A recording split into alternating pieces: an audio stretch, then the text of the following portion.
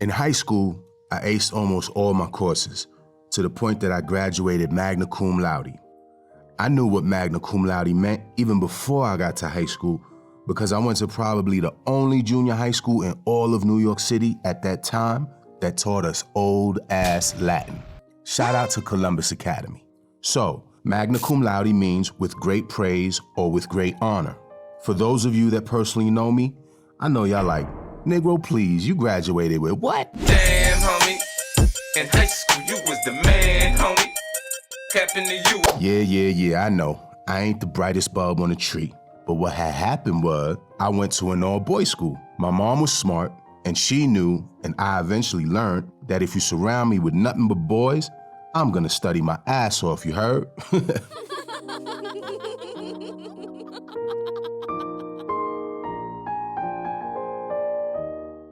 Anyway, I digress, forgive me. So yeah, I aced all my high school subjects except for one course. Can y'all guess what that was? History. I was perplexed. The history teachers were even more confused and slightly offended, thinking there was something wrong with their teaching methods. Why would I dominate all my other classes but not theirs? Good question. But like they say, hindsight is 20/20. Now I know why I was virtually failing history every year. It's because I was never taught anything about the people that kind of resemble me. Maybe in February, they might teach me a little something about Jackie Robinson, Harriet Tubman, Rosa Parks, and MLK. They wouldn't dare teach me about Malcolm X, Fred Hampton, or Marcus Garvey, though. Mind you, this was decades ago, so I'm assuming things have changed since then. At least I hope so. So my point is, if I had been taught about people like the man that this video was about, I would have aced that class too, instead of yawning due to boredom and daydreaming looking out the window. I would have gotten to class early every day and left late. I would have asked a lot of questions and participated, and maybe even have done some nerdy extra credit. My fellow nerds and I will retire to the nerdery with our calculators. So, with this video, I'm gonna attempt to be the history teacher I always wanted. Easier said than done, I know, but I'll give it the good old college try. So settle in, class. Please turn off your cell phones and take good notes, as we're gonna learn about a very interesting man that you probably never heard of. Here we go. You know the name, the richest man in history, it's not a game. Golden riches, he had it all, from Timbuktu to Cairo. Watching ball, Mansa Musa, he's the king of wealth, stacking gold, he got it in his belt.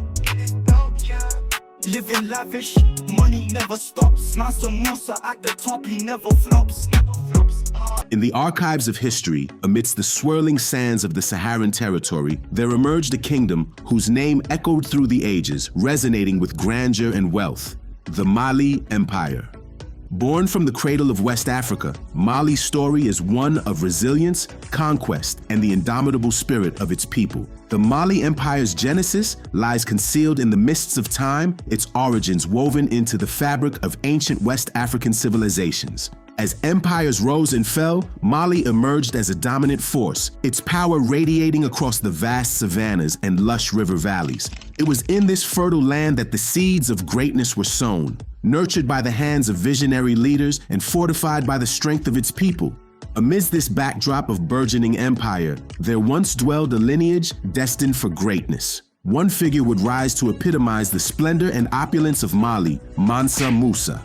Born into a world of uncertainty and strife, Mansa Musa ascended to the throne with a vision as vast as the Sahara itself. His reign would herald a golden age for Mali, transforming it into a beacon of prosperity and cultural enlightenment. But before the tale of Mansa Musa unfolds, one must first understand the backdrop against which his legend was forged. The Mali Empire, with its capital at Niani, boasted a rich assortment of culture and tradition, drawing upon the diverse mosaic of peoples that inhabited its realm.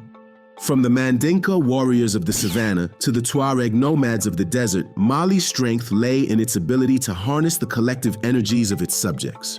Mansa Musa's early years were steeped in the traditions and customs of his people, his childhood marked by the echoes of ancient wisdom passed down through the generations. Born into a world of uncertainty and strife, young Musa learned the ways of the warrior from his father, Faga Laye Keita, a chieftain renowned for his valor and leadership. From the earliest age, Musa was groomed for greatness, his destiny intertwined with the fate of his people and their empire.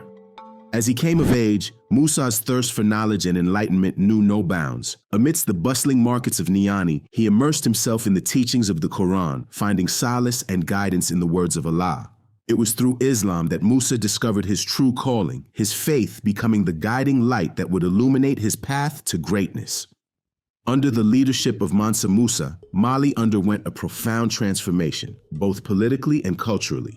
Because of the emperor's embrace of Islam, a metamorphosis took place and began to define Mali's identity and shape its destiny. From the vibrant Timbuktu to the remote villages of the Niger River, Islam spread like wildfire, casting its light upon every corner of the empire. Mansa Musa's pilgrimage to Mecca in 1324 stands as a testament to his devout faith and boundless ambition.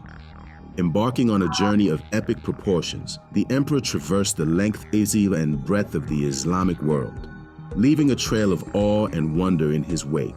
Clad in robes of finest silk and attended by a retinue of thousands, Mansa Musa's pilgrimage was a spectacle unmatched in its scale and extravagance. The pilgrimage to Mecca was a transformative experience for Musa, a spiritual odyssey that would leave an indelible mark on his soul. From the sands of the Sahara to the holy city of Medina, his caravan of thousands stretched across the horizon like a river of gold. Yet, amidst the opulence and splendor of his pilgrimage, Mansa Musa remained humble in the eyes of Allah, bowing before the Kaaba in prayer and supplication. His actions spoke louder than words as he lavished gifts upon the cities and peoples he encountered, earning the admiration and respect of all who beheld his magnificence. In the swirling sands of the Sahara, where the winds whisper tales of ancient empires and forgotten kingdoms, Musa forged alliances and kinships that would shape the course of his destiny.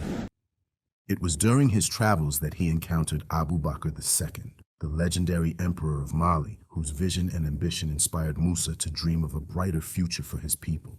Under Abu Bakr's tutelage, Musa honed his skills as a statesman and strategist, laying the groundwork for his ascension to the throne. But destiny is a fickle mistress, and Musa's path to power was fraught with peril and intrigue. Upon his father's untimely demise, he found himself thrust into the tumultuous world of palace politics, where rival factions vied for control of the empire. Yet, through sheer force of will and unwavering determination, Musa emerged victorious, ascending to the throne as the rightful heir to the legacy of the Keita Dynasty.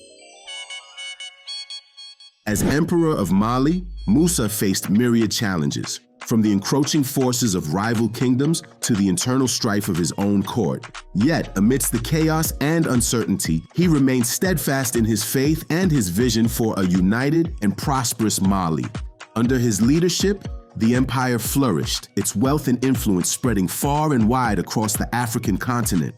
Upon his return to Mali, Mansa Musa set about consolidating his empire's newfound wealth and influence. Musa set about implementing a series of reforms aimed at strengthening the empire and promoting the welfare of its subjects. He invested heavily in education and infrastructure, laying the foundations for Mali's future prosperity.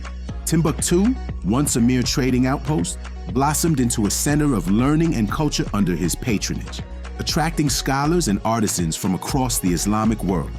The libraries and mosques of Timbuktu became the envy of sultans and caliphs, their walls adorned with the wisdom of ages past. Yet, for all his accomplishments, Mansa Musa's reign was not without its challenges. As with any empire, Mali faced threats from without and within, as rival kingdoms sought to test its resolve and usurp its power by launching raids and incursions into Musa's territory. Yet, through diplomacy and military might, Mansa Musa held fast to his throne, ensuring the continued prosperity of his realm.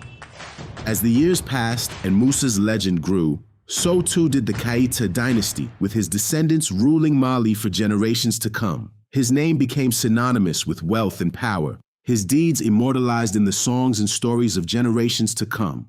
From the golden streets of Timbuktu to the distant shores of Arabia, the legend of Mansa Musa lived on, a testament to the indomitable spirit of Mali and its people.